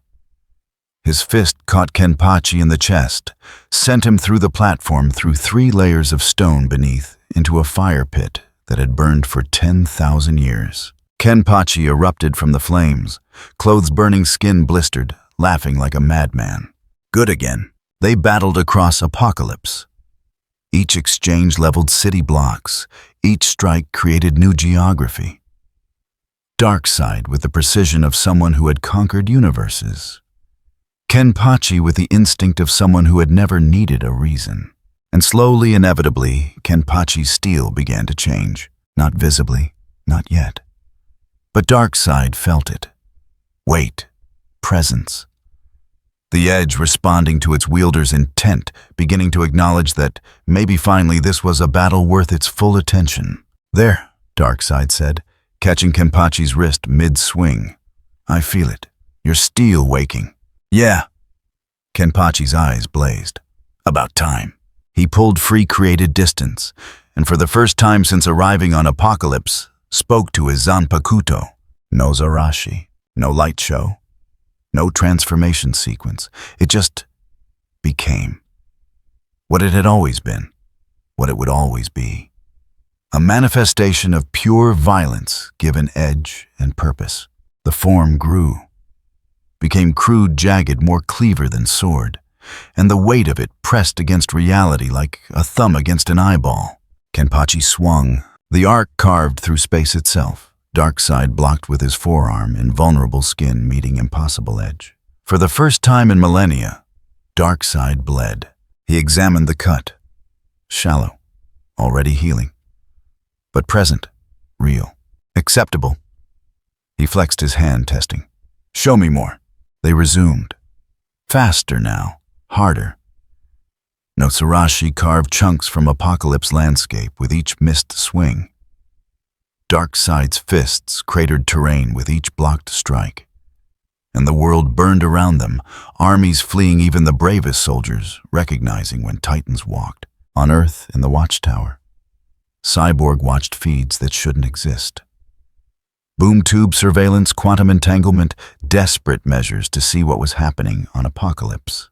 Clark stood beside him, silent. He's fighting dark side to us, Cyborg said unnecessarily. The real dark side. And he's matching him. No. Clark's jaw was tight. He's not matching him. They're both holding back. Both testing. Both waiting to see who breaks first. Diana joined them, wounds from earlier still visible. Can we use this while Darkseid's distracted? Use it how? Clark turned to her. Invade Apocalypse while their god is occupied. We'd be slaughtered. The armies alone would... I meant use the fact that Kenpachi is keeping Darkseid busy. Rebuild. Fortify. Prepare for when this ends. When this ends, Diana, one of two things happens. Clark's voice was hollow. Either Kenpachi wins, which means something strong enough to fight Darkseid wanders the universe unchecked. Or Darkseid wins, which means he's eliminated our only deterrent and has full attention to give Earth. He paused. Either way, we lose. Silence filled the watchtower. Then Bruce's encrypted transmission crackled through. You're finally understanding. Bruce, we didn't stop anything, Clark.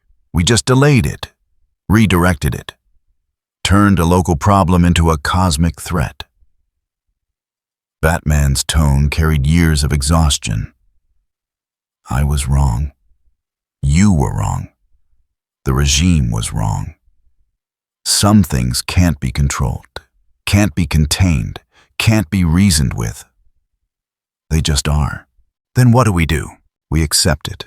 And we hope whatever comes next is survivable. The transmission cut. On Apocalypse, Kenpachi took a hit that would have vaporized planets. Darkseid's fist, connected clean, sent him tumbling across kilometers of burning landscape, through armies, through architecture, through the physical manifestation of tyranny itself. He stood up, laughing, blood streaming from a dozen new wounds. You're holding back, as are you. Darkseid approached slowly, deliberately. Your weapon has not shown its final form. I can feel it. Coiled. Waiting, refusing to wake fully. Refusing to wake. Yeah, well. Kenpachi spat blood. Old habit. Always save something for the next fight. There may not be a next fight. Not if I end you here. Then try. Darkseid unleashed Omega Force. Not Beam's the real thing. Pure cosmic authority compressed into physical assault. Reality bent around his fists, each strike carrying the weight of entropy itself. The heat death of stars, the ending of all things. Kenpachi met it with no Zaraki. Each block sent shockwaves that registered across the universe. Each counter carved deeper into Apocalypse bedrock. And slowly, inevitably, something in Kenpachi's core acknowledged this wasn't enough. Shikai was strong, but Darkseid was stronger. So Kenpachi stopped thinking, stopped calculating, stopped being anything except what he was, violence seeking perfection. And no Zaraki responded. The blade grew again, became massive, crude, almost comical in its brutality. And around it, space began to crack. Not metaphorically, literally. Fissures in reality spreading from the weapon's edge like spiderwebs in glass. Kenpachi's spiritual pressure exploded outward. No control, no restraint, just existence demanding recognition. Darkseid felt it, and for the first time in countless ages, took a step backward. Not from fear, from acknowledgement. From the simple recognition that what stood before him was no longer merely dangerous, it was fundamental. War given flesh. Conflict made manifest. The abstract concept of violence pressed into a shape that could cut. "Bankai," Kenpachi whispered. Reality screamed. The transformation wasn't pretty, wasn't elegant, wasn't divine. It was brutal. Necessary. The universe protesting something that shouldn't exist being forced into form anyway. When it settled, Kenpachi stood unchanged in appearance, but fundamentally different in presence. And the ground beneath him had ceased to obey gravity, floating in chunks, unable to maintain coherence, near something that rejected all rules except combat. He swung. The arc didn't just cut space. It cut the concept of space. The distance between Kenpachi and Darkseid ceased to matter. The swing connected despite being too far away. Despite Darkseid moving to block, despite physics insisting it was impossible, Darkseid staggered. Actually staggered. A second cut appeared on his chest, deeper than the first ichor, flowing freely. He looked down at it. Then at Kenpachi. Then smiled. "There.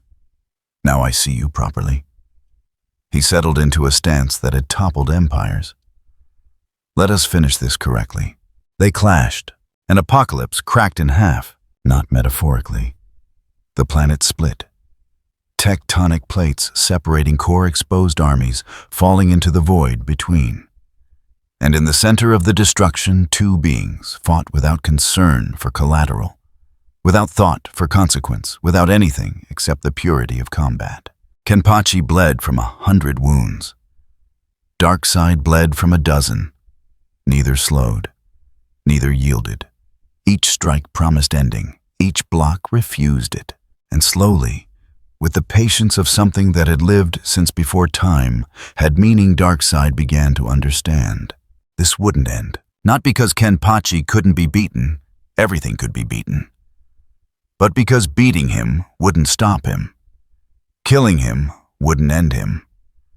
There would always be another Kenpachi, another manifestation of violence seeking perfection. War didn't die. It just moved. Darkseid stopped mid-swing, pulled back, let his fists lower. Kenpachi blinked, confused. "What are you doing? Ending this? We're not done." "Yes, we are." Darkseid straightened, ignoring his wounds. "You are not ruled by anti-life. You are not ruled by anything. You simply exist seeking conflict without end or purpose." He paused. "I cannot kill that. I can only redirect it." "So that's it, you're giving up?" "No, I am acknowledging reality." Darkseid gestured and space tore open. Not a boom tube. Something else. A rift into the space between universes where dimensions collided and war was eternal. Go. Find battles that never end. Opponents who never surrender. Combat without meaning or conclusion. Kenpachi stared at the rift. At the promise beyond it. At war made geography. "And if I want to come back, you won't. That place is perfect for you. Here there are politics, objectives, endings. Darkseid's eyes blazed. "There is only what you are. Only what you..." Kenpachi tested his grip on Zaraki. Felt Bankai's power still thrumming through the blade, felt wounds that would take days to heal. Felt satisfaction deeper than anything Earth or even Apocalypse had given him. "Yeah," he said quietly. "You're probably right." He walked toward the rift, stopped at the threshold, looked back at Darkseid one last time. "Thanks for the fight." "War always leaves," Darkseid replied. "It never stays, never builds, never creates. It only consumes and moves on." A pause. "That is why it will never rule." Kenpachi grinned. "Don't need to rule. Just need to fight." He stepped through. The rift sealed behind him. And Zaraki Kenpachi left the DC multiverse, entirely heading toward wars, without end battles, without meaning violence, without consequence. Exactly where he belonged. On Earth, in the watchtower, alarms suddenly went quiet. Feeds from Apocalypse cut. The sense of impending catastrophe that had hung over the planet for days simply evaporated. "He's gone," Cyborg said, checking and rechecking sensors. "Not dead, not captured, just gone. Left our dimensional framework entirely." Clark said nothing. Just stared at screens, showing Apocalypse reforming. Closing the crack Kenpachi and Darkseid had created, resuming its eternal state of controlled warfare. Diana broke the silence. "Did we win?" "No." Bruce's transmission crackled through one final time. "We survived. There's a difference." "Then what was the point? What did we accomplish?" "We learned our limits. The regime learned its limits. Darkseid learned his limits." A pause. "And Kenpachi learned nothing because he never needed to." The transmission died permanently. Clark stood in the watchtower, surrounded by technology designed to control a world, protect a planet, enforce order on chaos. And he finally understood none of it mattered. Not against things like Kenpachi, not against forces that existed outside ideology, outside morality, outside the very concept of civilization. Some things couldn't be controlled. Some things could only be survived, and the lucky ones got to walk away. Diana limped toward the medical bay, wounds finally demanding attention. Cyborg began damage reports cataloging the destruction Kenpachi had left behind. The lives, disrupted the infrastructure, damaged. And Clark stood alone, staring at empty screens, finally understanding what Batman had known from the start. The regime hadn't failed because it was wrong. It had failed because it assumed the universe could be ruled. But the universe didn't care about rulers. It only cared about what survived. And sometimes survival meant accepting that you were never in control at all. Somewhere in the space between dimensions, Kenpachi walked through landscapes made of conflict, fought opponents made of violence, and smiled like someone who had finally come home. War found its true shape. And that shape was a man who wanted nothing except the next fight. Always moving, always seeking, never staying. Because war doesn't belong to anyone. It just is. And that honestly is exactly where Kenpachi belongs. Fighting Darkseid on a planet made of fire is like the perfect ending for him. It was fascinating to see Darkseid actually respect Kenpachi because he realized Kenpachi is basically war given a human form. It makes me realize you cannot actually kill war. You can only send it somewhere else, which is exactly what Darkseid did. It proves that the regime was wrong to think they could control everything, because some forces of nature just exist to destroy. That's just the instinct of this whole world. What did you guys think of that finale? Do you think Kenpachi won the war, or he just found his new home? Drop a comment and let me know. If you enjoyed this video, don't forget to leave a like and subscribe to the channel, and be sure to turn on notifications so you won't miss our future videos.